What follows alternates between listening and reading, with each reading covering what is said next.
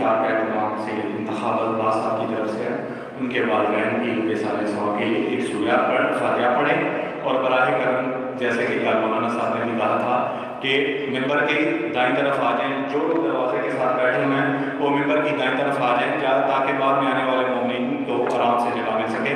پر ہمیں خدا خطبہ بھی اور منتر سلاوات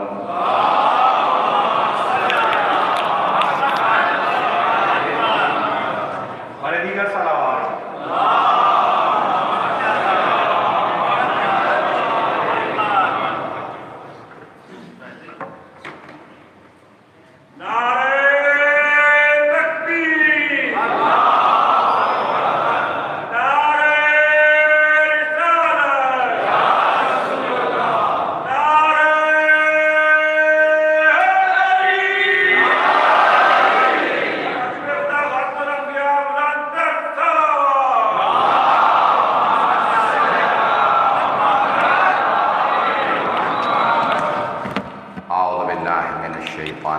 بسم اللہ الرحمن الرحیم الحمد للہ الذی نور قلوب العارفین بنور معرفتہ واثبت فؤاد انبیائہ واولیائہ بقصص الانبیاء والمرسلین واکمل ایمان المسلمین والمؤمنین بولایت علی امیر المؤمنین علیہ السلام۔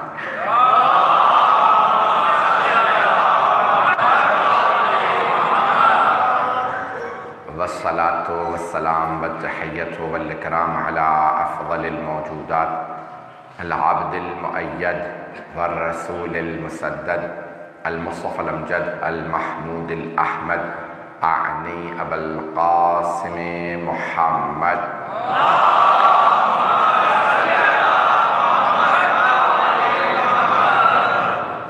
وعلى روحه ونفسه وصهره ووصيه سید الاتقیاء والاسفیاء مولا الموالی امام المتقین علی بن ابی طالب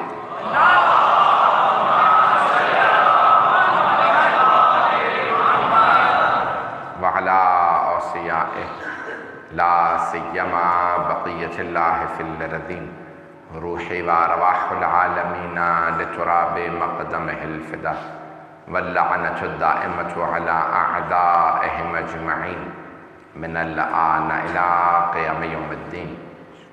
أما بعد فقد قال الله الحكيم في كتابه الكريم بسم الله الرحمن الرحيم إنا أنزلناه قرآنا عربيا لعلكم تعقلون صدق الله العلي العظيم صلوات۔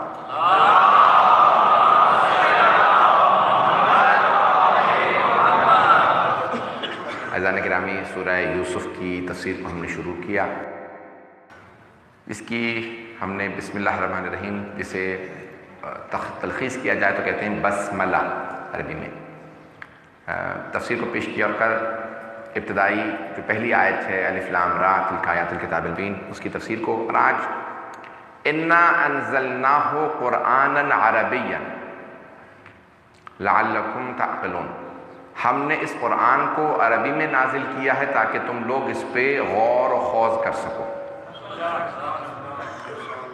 ایک سوال پیدا ہوتا ہے کہ اللہ اگر عربی میں قرآن نازل کر رہا ہے تو ساری دنیا کے لوگ عربی نہیں بولتے، تو قرآن سب کے لیے نہیں ہے؟ نہیں، اللہ کسی بھی زبان میں قرآن کو نازل کرتا تب بھی یہی سوال اٹھتا کہ ساری دنیا کے لوگ اس زبان کو نہیں سمجھتے، تو اللہ سبحانہ وتعالیٰ نے اسے مکے میں نازل کیا، اور مکے میں اس وقت جو زبان بولی جاتی تھی اللہ نے اس زبان میں نازل کیا، اور اس زبان کے بولنے والوں کو دو باتوں پہ بہت ناز تھا، اور دوسرا اپنی شمشیر زنی پہ بہت ناز تھا، اپنی تلوار پہ بہت ناز تھا، چھوٹی چھوٹی باتوں پہ جنگ ہو جاتی تھی، نسلوں میں کچھ تو کشتار چلتا تھا، دو باتوں پہ عربوں کو بہت ناز تھا، ایک اپنی زبان پہ، دوسرے اپنی تلوار پہ۔ تو اللہ نے تمام انبیاء کو معجزات جو دی ہیں ان کے زمانے کے تقاضوں کے مطابق دی ہیں، کوئی جواب نہیں لا سکتا، قیامت تک کے لیے قرآن باقی ہے، اور قرآن زندہ ہے اور قرآن باقی ہے۔ عزیزان گرامی، اسی طرح سے عربوں کی تلوار کا جواب جناب مولا مشکل کشا کی شکل میں دیا، جیسے قرآن لازوال ہے جیسے علی بھی لازوال ہے، اسی لیے ہم آج تک کہتے ہیں یا علی مدد۔ عزیزان گرامی، ہمارے بہت سے برادران ایک نعرہ لگاتے ہیں، کہتے ہیں کہ نہیں، یا علی مدد کہنا بدعت ہے کیونکہ مردوں سے مدد مانگنا بدعت ہے۔ تو ہم بھی یہی سمجھانا چاہ رہے ہیں، مردوں سے مدد مانگنا بدعت ہے، لیکن میں بات پہنچا نہیں پایا۔ مردوں سے مولا علی نہج البلاغہ میں کہتے ہیں کچھ لوگ کھاتے ہیں، پیتے ہیں، چلتے ہیں، پھرتے ہیں، لیکن زندہ لاشیں ہیں، اور کچھ مر کے بھی زندہ ہیں۔ قرآن کریم کہتا ہے وَلَا تَحْسَبَنَّ الَّذِينَ قُتِلُوا فِي سَبِيلِ اللَّهِ أَمْوَاتٌ بَلْ أَحْيَاءٌ عِندَ رَبِّهِمْ يُرْزَقُونَ۔ وہ جو راہ خدا میں مارے جائیں انہیں گمان بھی مت کرنا کہ مردہ ہیں، بلکہ وہ زندہ ہیں، اپنے رب سے رزق پاتے ہیں۔ رزق زندگی کی علامت ہے، مردوں کی نہیں۔ تو اللہ سبحانہ و تعالیٰ نے کہا جو راہ خدا میں مارے جائیں، یہ ہمارا امتیاز ہے کہ ہمارے 11 امام شہید ہیں 12ویں غیبت میں، تو 12 کے 12 زندہ ہیں۔ اس لیے ہمارے ہاں یہ شرط اور لازم نہیں ہے کہ آپ صرف 12ویں امام سے مدد مانگیں، آپ کسی بھی امام سے مدد مانگ سکتے ہیں۔ کبھی بھی آپ کہہ سکتے ہیں یا علی مدد، یا حسن مدد، یا حسین مدد، اور ہمارے یہاں صرف ائمہ سے نہیں بلکہ آپ کہہ سکتے ہیں یا عباس مدد۔ گرامی تفصیل کا وقت نہیں ہے، تو ہمارا عقیدہ یہ ہے کہ سرور کائنات کو اللہ نے قرآن عربی میں دیا، اور قرآن زندہ معجزہ ہے۔ معجزے کا کوئی نہ کوئی وارث ہوتا ہے، جیسے معجزے کو سمجھانے والا جسے کہا جائے، اس کا معلم، اس کا استاد تو سمجھانے والا ہوگا۔ اِنَّا أَنزَلْنَاهُ قُرْآنًا عَرَبِيًّا۔ تو عزیزان گرامی قرآن کو کوئی کہیں ایسا نہ ہو، بہت سے افراد کہتے ہیں بھئی آپ کے ہاں حافظ کم ہوتے ہیں، پہلے تو کہتے تھے حافظ ہوتے ہی، پھر جب انہوں نے حافظ دکھانا شروع کیا تو کہا کہ ہمارے سے کم ہوتے ہیں، تو آبادی کا تناسب بھی دیکھ لو۔ لیکن خدا نہ کرے کہ کسی قوم میں حافظ ہو لیکن ان کے پیروں میں حافظ نہ ہو۔ میں جملہ کہہ گیا ہوں۔ عزیزان گرامی ہم آل محمد کے ماننے والے ہیں، جو حافظ قرآن بھی ہیں، محافظ قرآن بھی ہیں۔ اِنَّا أَنزَلْنَاهُ قُرْآنًا عَرَبِيًّا لَعَلَّكُمْ تَعْقِلُونَ۔ چلتے رہیے گا میرے ساتھ، مجھے کچھ مطالب کو پیش کرنا۔ تو اہل بیت علیہ السلام قرآن کے حافظ بھی ہیں، محافظ بھی ہیں۔ حافظ و محافظ میں فرق ہے، حافظ جو حفظ کر لے، محافظ جو اس کی حفاظت کرے۔ عزیزان گرامی قرآن کی حفاظت اللہ نے اپنے لیے ذمہ لی ہے۔ توجہ سے سنیے گا، سورہ حجر 15واں سورہ، اِنَّا نَحْنُ نَزَّلْنَا الذِّکْرَ وَإِنَّا لَهُ لَحَافِظُونَ۔ بے شک ہم ہی نے قرآن کو نازل کیا ہے، ہم ہی اس کی حفاظت کرنے والے ہیں۔ اِنَّا نَحْنُ نَزَّلْنَا الذِّکْرَ وَإِنَّا لَهُ لَحَافِظُونَ، ہم اس کی حفاظت کرنے والے ہیں۔ اردو میں ہم کہتے ہیں محافظ، عربی میں بھی کہا جاتا ہے۔ تو جانے گرامی اللہ نے نازل کیا وہ حفاظت کرنے والا، یعنی حفاظت کا ذمہ اللہ کے ساتھ، حفاظت کی ذمہ داری اللہ کے پاس ہے۔ تو اب وہ محافظ بھیجے گا، لوگ نہیں چنیں گے۔ میں نے بات کو پہنچا نہیں پا رہا، لوگ چن کے نہیں کہیں گے بھی ہمیں یہ آدمی پسند ہے اسے قرآن کا محافظ بنا لو۔ اللہ کہہ رہا ہے ہم نے نازل کیا، ہم جانتے ہیں کون اس لائق ہے جو قرآن کی حفاظت کرے۔ ہر آدمی کچھ لوگ پہنچ گئے، ہر آدمی قرآن کی حفاظت نہیں کر سکتا، صرف عربی جاننا کافی نہیں ہے، قرآن کے اسرار و رموز کو سمجھنا ضروری ہے۔ قرآن گواہی دے جب میں اس کے ہاتھوں میں آؤں تو حفاظت میں ہوں۔ اب میں روزے میں کچھ باتیں کہہ بھی نہیں سکتا ہوں۔ تو جانے گرامی بہت سے افراد قرآن پڑھ رہے ہیں، اور قرآن پڑھتے پڑھتے انہوں نے کسی نے کہہ دیا بھئی آپ کا اعلان ہو گیا، کس چیز کا یہ نہ کہلوائیے گا۔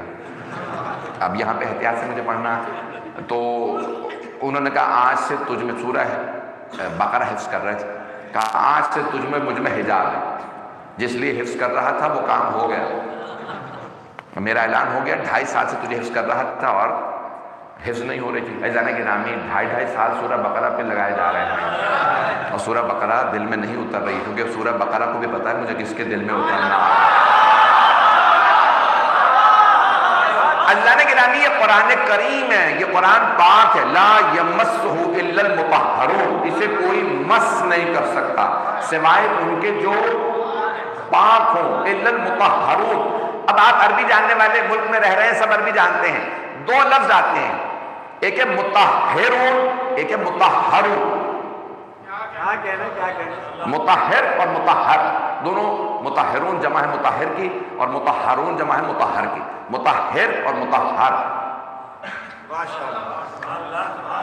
ایک ہے فاعل، دوسرا ہے مفعول، ایک ہے قاتل، دوسرا مقتول، ایک وہ جو قتل کرنے والا، دوسرا جس کا قتل ہو رہا۔ توجہ، ایک ہے طاہر، دوسرا مطہر۔ توجہ، مطہر اور مطہر۔ مطہر جو اپنے آپ کو پاک کر لے، میں وضو کر لوں میں مطہر، میں غسل کر لوں میں مطہر۔ توجہ، مطہر جسے پاک رکھا گیا ہو۔ اب پہنچ گئے بہت سے افراد۔ لا یمسہ الا المطہرون، مطہرون نہیں، وہ جو وضو کر کے آ جائیں وہ مس نہیں کر سکتے، وہ جو آیت تطہیر کا مصداق ہے۔ ابھی بھی سارا مجمع نہیں ہے، سارے مسلمانوں نے لکھا، میری آواز زیادہ تو نہیں ہے، سارے مسلمانوں نے لکھا قرآن کی لکھائی کو تب تک مس نہیں کر سکتے جب تک وضو نہ ہو، جب تک وضو یا غسل نہ ہو آپ قرآن کی لکھائی کو چھو نہیں سکتے۔ جلد کو چھو سکتے ہیں، صفحے کو چھو سکتے ہیں، لکھائی کو نہیں چھو سکتے جب تک کہ وضو نہ ہو۔ لکھائی کو، خط قرآن کو چھو نہیں سکتے جب تک وضو نہ ہو۔ یہ سورہ واقعہ کی آیت ہے، لا یمسہ الا المطہرون۔ تو ظاہری لحاظ سے جو پاک ہو وہ چھو سکتا، لیکن اللہ قرآن میں کہہ رہا ہے لا یمسہ الا المطہرون، جنہیں پاک رکھا گیا ہو وہ مس کر سکتے ہیں۔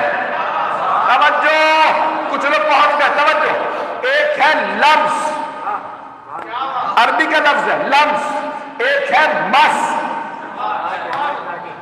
لمس بھی چھونا، مس بھی چھونا، لمس ظاہری چھونا، مس باطنی چھونا۔ ظاہری لحاظ سے قرآن کو وہ لمس کر سکتا ہے جس کا وضو ہو، باطنی طور پہ صرف وہ چھو سکتا ہے جو پاک ہو، جس کا باطن پاک ہو۔ ابھی بھی نہیں، توجہ عزیزان گرامی، اللہ قرآن میں کہہ رہا ہے انما یرید اللہ لیذھب عنکم الرجس اہل البیت ویطہرکم،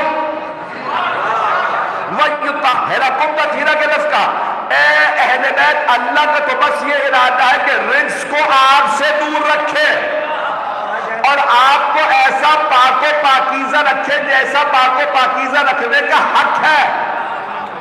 اللہ پاک رکھے، وہ جو خود پاک ہو کے آ جائیں وہ ظاہر چھو سکتے ہیں، باطن نہیں۔ پانچویں امام فرماتے ہیں قرآن کا ایک ظاہر ہے ایک باطن، اور وہ جو باطن ہے اس کا ایک اور باطن، یہاں تک کہ ظاہر ایک ہے باطن 70۔ امام فرماتے ہیں تم کوشش کرتے ہو ایک ظاہر پہ پہنچتے ہو، ہم اہل بیت 70 کے 70 باطن جانتے ہیں۔ ابھی بھی نہیں، توجہ جہاں میں لے جانا چاہ رہا ہوں، توجہ سارے مجمع کی توجہ ہو۔ تو قرآن کریم کے لیے اللہ نے فرمایا لا یمسہ الا المطہرون، جنہیں پاک رکھا۔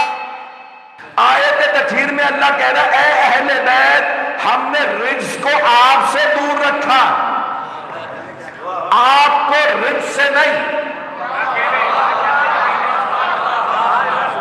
اگر اللہ یہ فرماتا، استاد جوادی احمدی کہتے ہیں کہ اے اہل بیت اللہ آپ کو رجس سے دور رکھے گا، تو مفہوم یہ نکلتا اہل بیت آنے کی کوشش کریں گے رجس کے پاس، اللہ دور رکھے گا۔ لیکن اللہ کیا فرما رہا ہے اے اہل بیت ہم نے رجس کو آپ سے دور رکھا، یعنی رجس آنے کی کوشش کرے گا، ہم دور رکھیں گے، یعنی اب جو اہل بیت کے پاس نہ آئے سمجھ لے رجس ہے۔ اللہ نے رزق کو دور رکھا ہے۔ بھائی جو میں لے جانا چاہ رہا ہوں ابھی تک میں نہیں پہنچا سکا ہوں، اب اللہ نے رزق کو دور رکھا، اہل بیت کو پاک رکھا۔ کوئی نہیں سمجھ سکتا قرآن کو سوائے اہل بیت کے، کیونکہ وہ پاک ہے۔ ظاہر قرآن کو مس کرنے کے لیے وضو شرط، باطن قرآن کو سمجھنے کے لیے اہل بیت ہونا شرط، پاک ہونا شرط۔ عزیزان گرامی، جب قرآن کو کوئی مس نہیں کر سکتا سوائے ان کے جو پاک ہوں، تو پھر اہل بیت کو بھی کوئی نہیں سمجھ سکتا جب تک کہ شجر پاک نہ ہو۔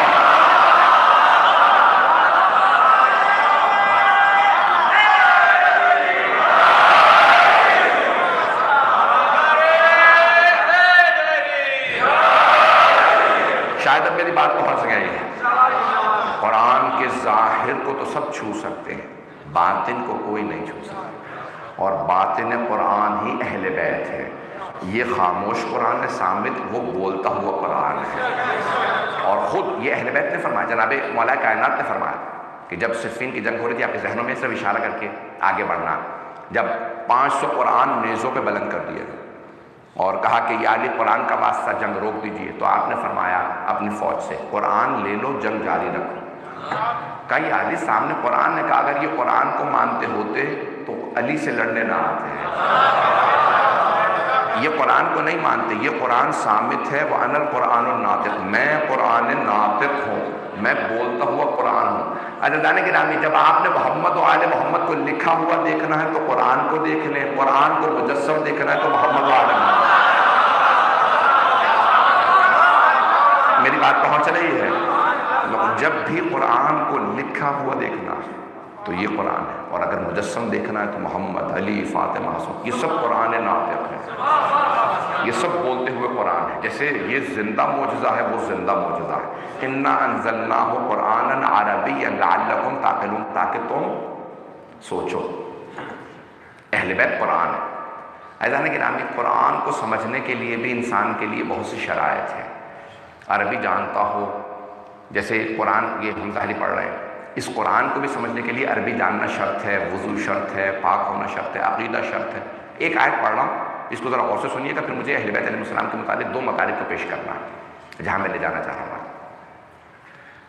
قرآن کریم کے اندر یہ بڑا عجیب و غریب ایک پہلو ہے کہ بہت سے افراد وضو کر لیتے ہیں، قرآن عربی میں پڑھتے ہیں، لیکن اس کے باوجود بھی اللہ قرآن میں کہہ رہا ہے کہ یہدی بہ کثیرا ویضل بہ کثیرا۔ سورہ بقرہ کی آیت، قرآن پڑھنے والے بہت سے ہدایت پا جاتے ہیں، بہت سے گمراہ ہو جاتے ہیں۔ پروردگارہ قرآن پڑھتے ہیں اور گمراہ ہو جاتے ہیں؟ ہاں، قرآن ہی پڑھتے ہیں، یہدی بہ کثیرا ویضل بہ کثیرا۔ بہت سے قرآن پڑھتے ہیں، ہدایت پا جاتے ہیں، بہت سے قرآن پڑھتے ہیں، گمراہ ہو جاتے ہیں۔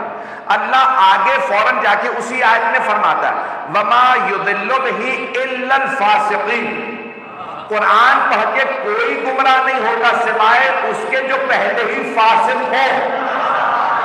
بہت سے لوگ پہنچ گئے، کوئی گمراہ نہیں ہوتا سوائے اس کے جو پہلے ہی فاسق ہو۔ اہل بیت کو دیکھ کے کوئی گمراہ نہیں ہوتا سوائے ان کے جو پہلے ہی فاسق ہو۔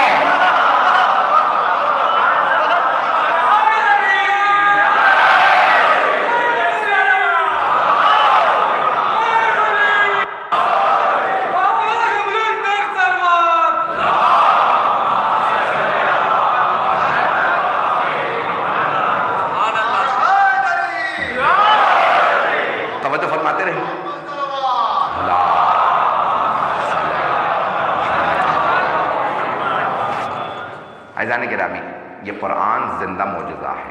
مجھے چند پہلو مجھے ان کو پیش کرنا سن لیجیے۔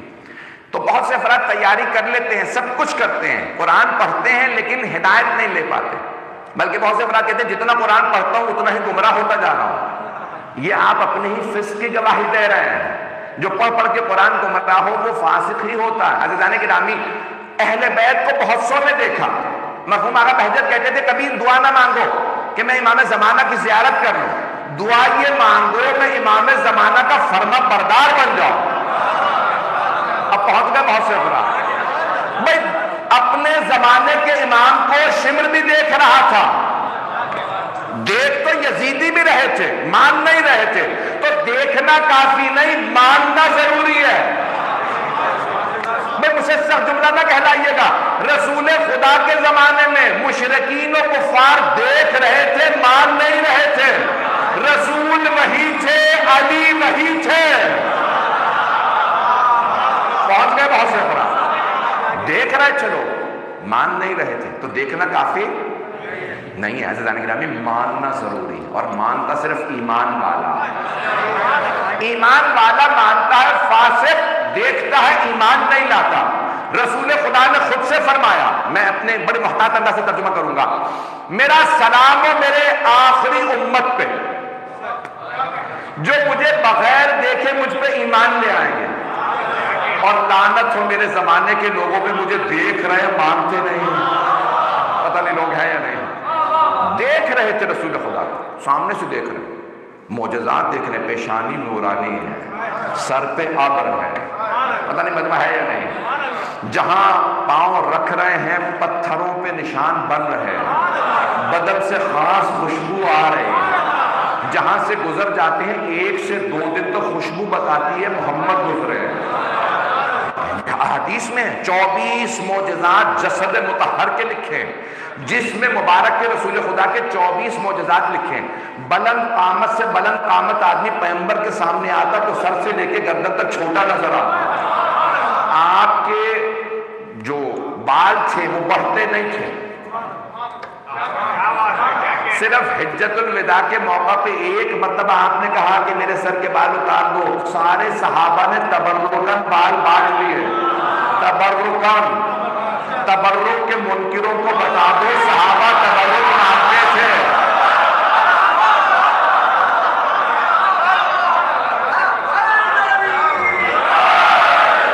میں تو تیزی سے آگے بڑھنا چاہ رہا تھا، مجھ سے آپ بڑھوانا چاہ رہے ہیں پورا مضمون۔ عزیزان گرامی، سرور کائنات کے جسم مبارک میں اتنے معجزات تھے، جسم مبارک میں، کہ جہاں سے آپ گزرتے 1 سے 2 دن تک خوشبو بتاتی تھی۔ اب سمجھ آ رہی ہے حدیث کے ساتھ، ان اشم عندک رائحۃ طیبۃ کأنہا رائحۃ جد رسول اللہ، مادر گرامی آپ کے پاس سے ایسی خوشبو آ رہی ہے جیسی نانا کے بدن سے آتی ہے۔ عزیزان گرامی، جسم سے خاص خوشبو آتی تھی، جہاں جہاں آپ گزر جاتے، اگر کسی جگہ پہ آپ سنگریزے ہاتھوں میں اٹھاتے تو وہ پتھر سنگریزے ہاتھوں میں تسبیح پڑھتے تھے، پتھر کہتے تھے سبحان اللہ، الحمدللہ، لا الہ الا اللہ، اللہ اکبر۔ پتھر ہاتھ میں ہو تو تسبیح کریں، اور اگر کوئی آل ہاتھوں میں پروان چڑھی ہو،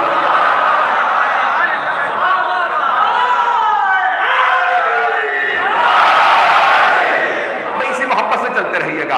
تو عزیزان گرامی، سرور کائنات کے جسم مبارک میں 24 معجزات تھے۔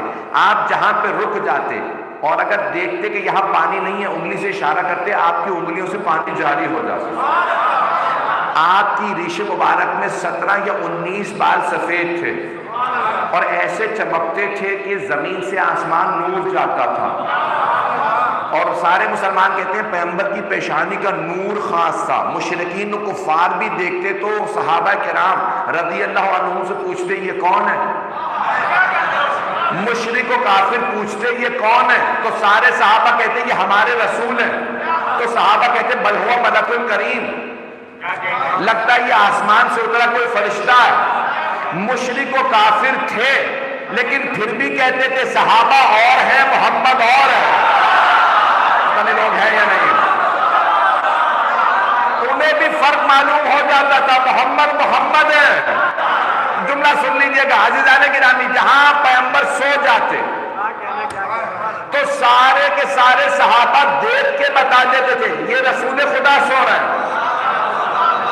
یہ رسول خدا سو رہا ہے۔ مشرکین بھی پیغمبر سیاہ عبا لیتے تھے، سن رکھا ہوگا، پاکستانی نے تو لازماً سنا ہوگا، ہر جمعے کو نعت ہوتی ہے، اے کالی کملی والے تو اس میں لاکھوں سلام۔ ہمارے یہاں نا پاکستان میں ساری مسجدوں سے نعت ہوتی ہے صبح میں جمعے کے دن، اے کالی کملی والے تو اس پہ لاکھوں سلام۔ پیغمبر کالی عبا اور ہے تو سنت ہے، شیعہ کالا لباس پہنے تو بدعت ہے، چلتے رہیے گا۔ عزیزان گرامی، سرور کائنات کالے رنگ کی عبا اوڑھتے تھے، کالا نامہ پہنتے، پورا بدن ڈھانپ کے سوتے تھے، پورا بدن ڈھانپ کے سوتے تھے، سر سے لے کے پاؤں تک پورا بدن ڈھانپ لیتے تھے، چہرہ بھی نظر نہیں آتا تھا، کروٹ نہیں لیتے تھے، بالکل سیدھا سوتے تھے۔ جو گزرتا دیکھ کے کہہ دیتا یہ محمد سو رہے ہیں، مشرک و کافر بھی صحابی بھی کہتا رسول اللہ سو رہے ہیں۔ کیوں؟ سب کہتے تھے پیغمبر کے بدن سے چھن چھن کے نور نکلتا، اور پھر بحث کر رہے ہیں محمد نور ہے یا خاک. عزیزان گرامی جملہ کہنے نہیں دیجیے. سرور کائنات کے بدن سے نور چھن چھن کے نکلتا تھا. اب اگر شب ہجرت پیغمبر کو کسی کو اپنے بستر پہ سلانا ہو تو کسی ایسے کو سلائیں گے جس کے بدن سے ویسا ہی نور نکلتا ہو.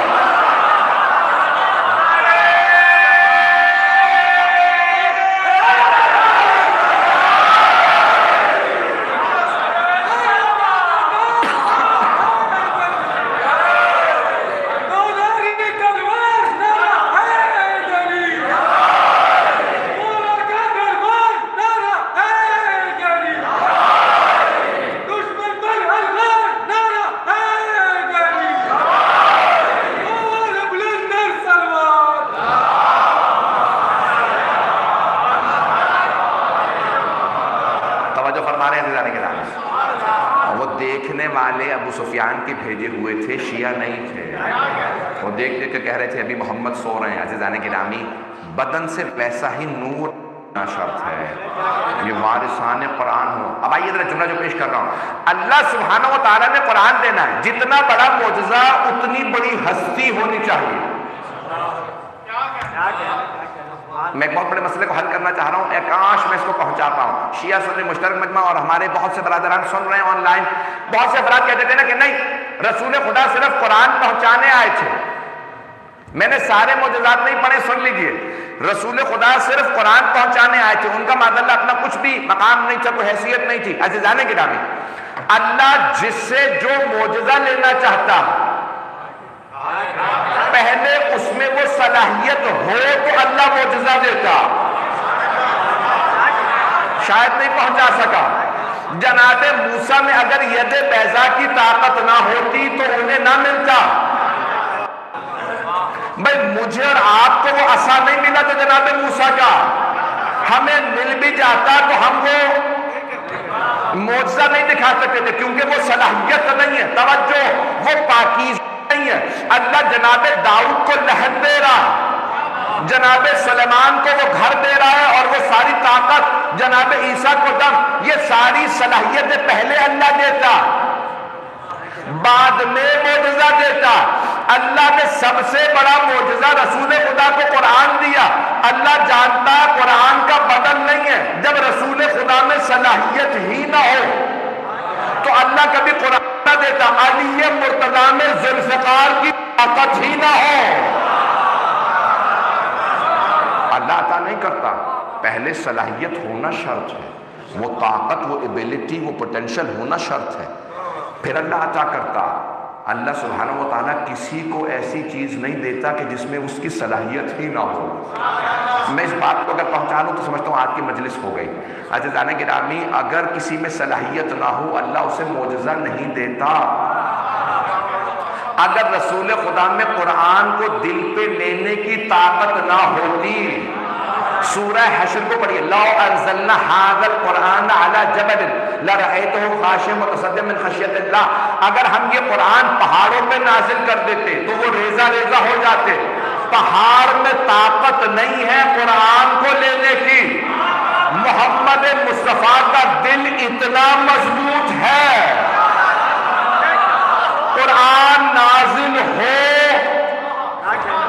وہ لیتے رہے، پہنچاتے رہے. اللہ نے پہاڑوں پہ نازل نہیں کیا قرآن، جا جا کے پہاڑوں سے لے آؤ، ہم نے قرآن بھیج دیا. اللہ نے کہا ہم نے محمد کے دل پہ اتارا ہے. اب سوچئے قلب محمد کتنا پاک ہے. یہ رسول خدا کا دل کتنا پاک ہے، کتنا طاقتور ہے کہ اللہ کا قرآن نازل ہو اور وہ اس کی صلاحیت رکھتے ہو. بات کو پہنچا پایا ہوں؟ مزید وضاحت کی ضرورت ہے تو میں اور وضاحت کرنے کے لیے تیار ہوں.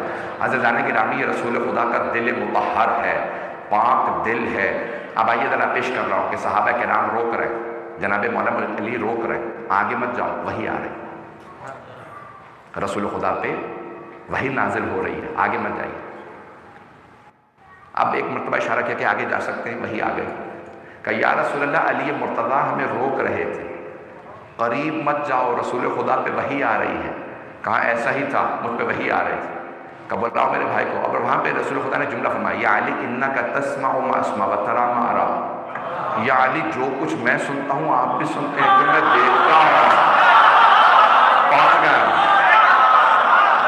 جو میں سنتا ہوں آپ بھی سنتے ہیں، جو میں دیکھتا ہوں آپ بھی دیکھتے ہیں. سارے صحابہ کو نہ سنائی دے رہی تھی وہی، نہ دکھائی دے رہی تھی. اے امت کے بیٹو اب نہ کہنا محمد ہم جیسے، صحابہ بھی ان جیسے نہیں تھے.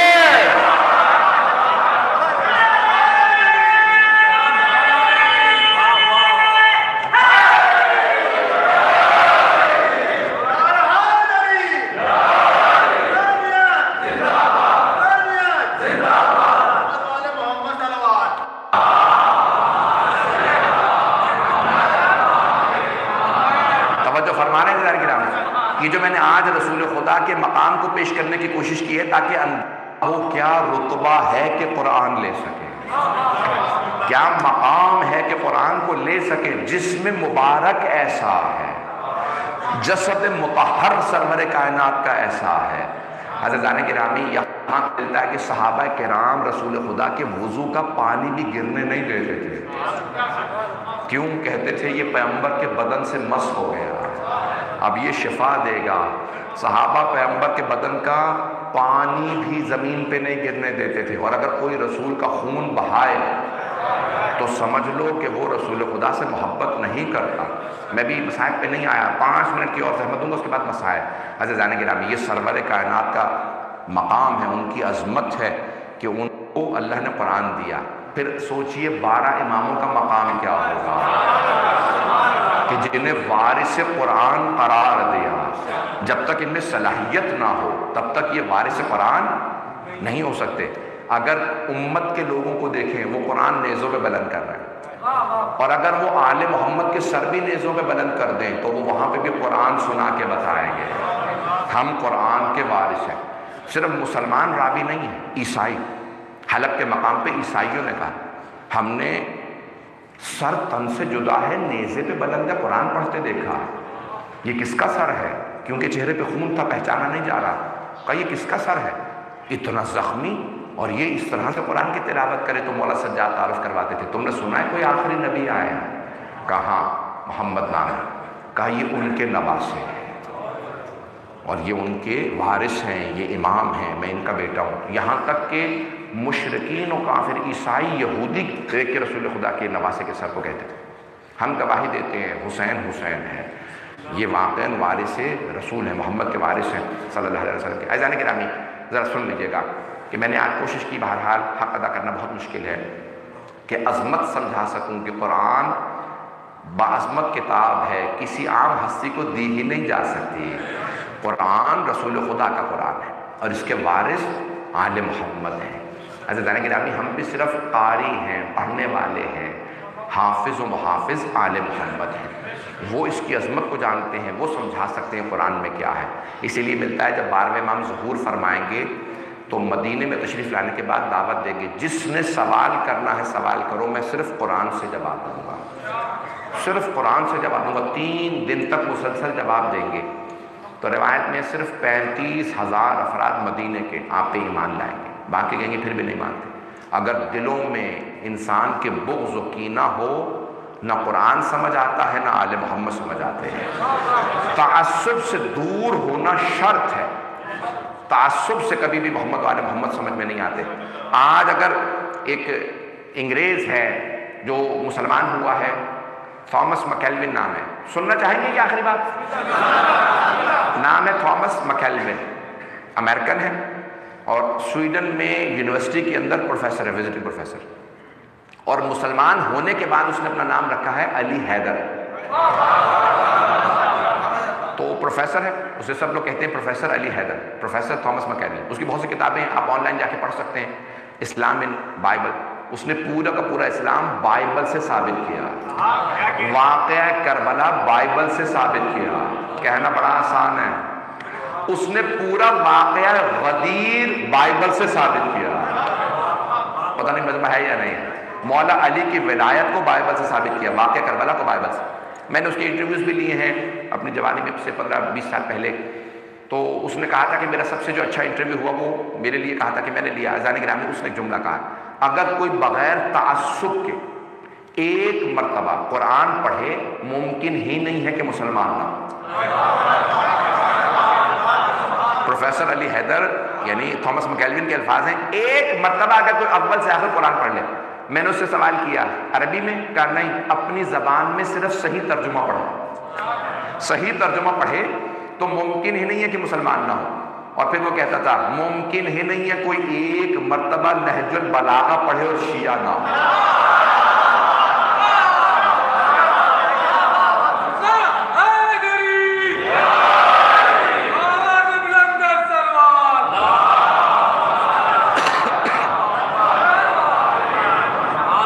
میری باتیں آپ کو غلط ہونے گزر رہی ہیں؟ عزیزان گرامی, یہ زندہ معجزہ ہے قرآن, اہل بیت زندہ معجزہ ہے. ممکن ہی نہیں ہے کہ کوئی انسان قرآن کریم کو پڑھے اور مسلمان نہ ہو. قرآن بھرا ہوا ہے اہل بیت کے فضائل سے.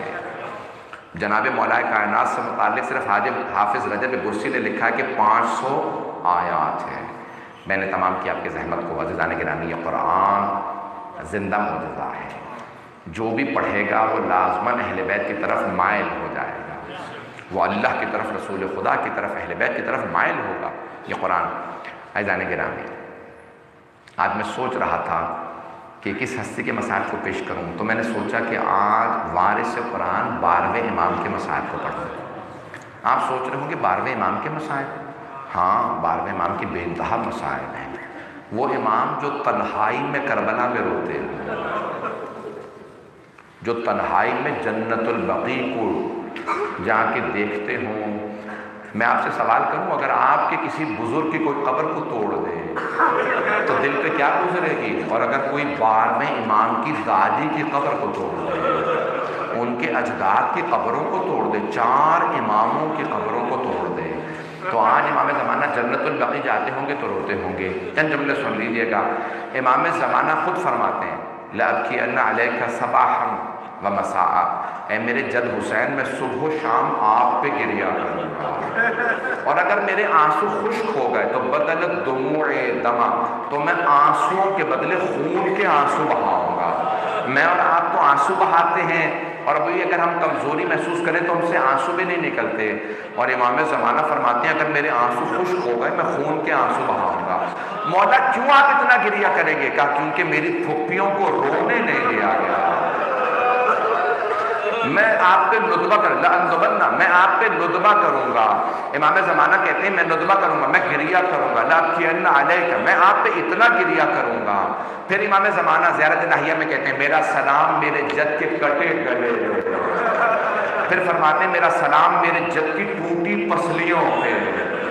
ایک ایک عضو کو سلام کرتے ہیں امام زمانہ. پھر کہتے ہیں سلام اس کٹی انگلی پہ. یہ ملعون نے انگلی کاٹی تھی, بجدل نے انگوٹھی اتارنا چاہی, جب نہیں اتری نا اس نے انگلی کو کاٹ دیا خنجر سے. ریاض القدس کے الفاظ ہیں, امام حسین علیہ السلام جب جناب سیدہ نازل ہوئی نا, عماریہ نازل ہوئی, رسول خدا پہلے تشریف لائے, جناب مولا علی, جناب امام حسن کٹے ہوئے گلے کے سامنے رسول خدا بیٹھے تھے, دائیں طرف مولا علی بیٹھے تھے, بائیں طرف مولا حسین. راوی کہتا ہے میں نے اتنے میں دیکھا کہ ایک عماری اتری, اس میں سے کچھ نور کی بیویاں باہر آئیں. یہ جو پہلے تینوں نور تھے یہ کھڑے ہو گئے اور استقبال کرنے لگے. کہ ایک بیوی باہر آئی, پہلے نور سے گلے مل کے رونے لگی اور کہنے لگی بابا میں نے چکیاں پیس کے پالا تھا. کہا پہلے نور محمد مصطفیٰ تھے, آنے والی بی بی فاطمہ تو زہرا تھی. مرحوم قزوینی نے یہ روایت لکھی ہے. بھائی آخری جملے سن لیجئے, 2 منٹ کی زحمت دوں گا اگر میرے ساتھ کربلا چلیے. کہا اتنے میں ایک مرتبہ حسین کے کٹے ہوئے گلے سے آواز آئی اماں یہ جو جھاڑیوں میں چھپا ہے نا اس نے میری انگلی کاٹی ہے. کہا ایک مرتبہ جناب سیدہ نے مجھے دیکھ کے کہا پروردگارہ اس کے ہاتھ خشک کر دے, اس نے میرے بیٹے کی انگلی کاٹی ہے. کہا میرے ہاتھ وہیں پہ خشک ہو گئے. کون تھا یہ بجدل ملعون؟ کہا صرف انگوٹھی اتارنے کے لیے اس نے انگلی کو کاٹا تھا. اور جب اس سے کسی نے پوچھا تو کیوں رو رہا؟ کہا میں خانہ کعبہ کا غلاف پڑھ کے توبہ کرتا ہوں, میں نے حسین کی انگلی کاٹی تھی. ہائے حسین کتنے مظلوم ہیں. امام زمانہ ایک ایک عضو کو سلام کرتے ہیں، کہتے ہیں سلام اس سر پہ جو نیزے پہ بدل تھا. اجرکم اللہ، اجرکم اللہ. میرا سوال ہے، کبھی سروں کو بھی پتھر مارے جاتے ہیں؟ اجرکم اللہ.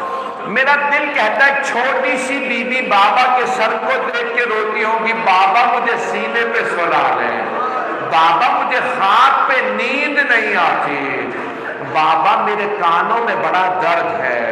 شاید کسی ملعون نے اس بی بی کی بالیاں اتاری ہیں.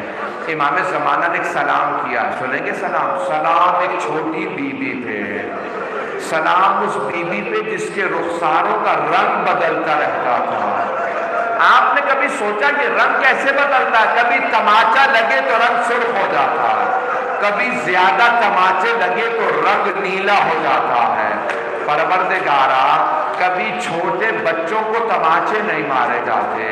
ہائے حسین مظلوم، آپ کی بہنوں کو تازیانے مارے گئے، بیٹیوں کو تماچے لگے. ایک جملہ کہوں گا، مجھے معاف کر دیجیے گا، اگر دیکھ سکے تو دیکھیے گا، نہیں تو آنکھیں بند کر کے کربلا چلیے گا. پروردگارا کبھی بیٹوں کے گلے میں توق نہیں ڈالے جاتے، کبھی بیٹوں کی پشت پہ درے نہیں مارے جاتے. سلام امام حسین کے مظلوم خاندان تھے جن پہ اتنا ظلم کیا گیا. الا لعنت اللہ علی القوم الظالمین وسیعلم الذین ظلموا ای منقلب ینقلبون. بس بھائی ہاتھوں کو بلند کیجیے گا، مختصر سے دعا. کل انشاءاللہ کوشش کروں گا کہ وقت پہ شروع کروں، تفصیل سے پڑھ سکوں مصائب کو بھی. 3 روزے گزر بھی گئے، 3 روزے گزر گئے، 30 بھی گزر جائیں گے. آپ کو بھوک پیاس کا احساس ہوا؟ اے کاش کربلا میں بھی ایسا ہی موسم ہوتا جیسا یہاں ہے. کتنا اچھا موسم ہے، لگ ہی نہیں رہا کویت ہے، گرمیاں ہیں، موسم اچھا ہے. لیکن آپ میں جو دن میں کام کر رہا ہوگا اسے دھوپ محسوس ہوتی ہوگی. اور اگر کوئی صبح سے عصر تک لاشیں اٹھاتا رہے، اس لاشیں اٹھانے والے کو تپش تو محسوس ہوتی ہوگی. اجرکم اللہ. پروردگارا ہمارے لاکھوں کروڑوں سلام حسین ابن علی پہ جو صبح سے شام تک عصر تک لاشیں اٹھاتے رہے. جب بھی مولا عباس کہتے تھے نا مولا زحمت نہ کریں میں لاشیں اٹھا لوں گا، تو مولا حسین فرماتے نہیں عباس انہوں نے مجھ پہ جان قربان کی ہے، میں خود ان کی لاشیں اٹھاؤں گا. پروردگارا واسطہ ان شہداء کی عظمتوں کا ہم سب کی عاقبت بخیر فرما، دشمنان اہل بیت کو نیست و نابود فرما. پروردگارا مومنین کے جان مال عزت آبرو کی حفاظت فرما، اس مسجد کو ترقی عنایت فرما. بانیان مجلس آج کا تبرک اور نیاز افطار دینے والے اور سننے والے پڑھنے والے سب کی توفیقات میں اضافہ فرما، ہم سب کی عاقبت بخیر فرما. ہمیں صاحب الزمان کا ظہور دیکھنا نصیب فرما، ہمیں ہمارے امام کے آوان و انصار میں شمار فرما. پروردگارا دنیا میں حالات خراب ہیں، سب کی حفاظت فرما. پروردگارا ہمیں زندگی میں بار بار اہل بیت کی زیارات نصیب فرما، آخرت میں ان کی شفاعت نصیب فرما. پروردگارا جنت البقیع جنت معلیٰ دوبارہ تعمیر ہوتا دیکھنا نصیب فرما. جو ہاتھ بلند ہے کسی کو رد نہ فرما. آخری دعا آخری واسطہ پروردگارا شام غریبہ کے اس بیمار کا واسطہ جن کا بستر لوٹ لیا گیا تھا، ہمارے تمام مریضوں کو شفائے کاملہ عاجلہ عنایت فرما. ربنا تقبل منا انك انت السميع العليم بحق محمد وآلہ الطیبین الطاہرین المعصومین. الفاتحہ مع الصلوات.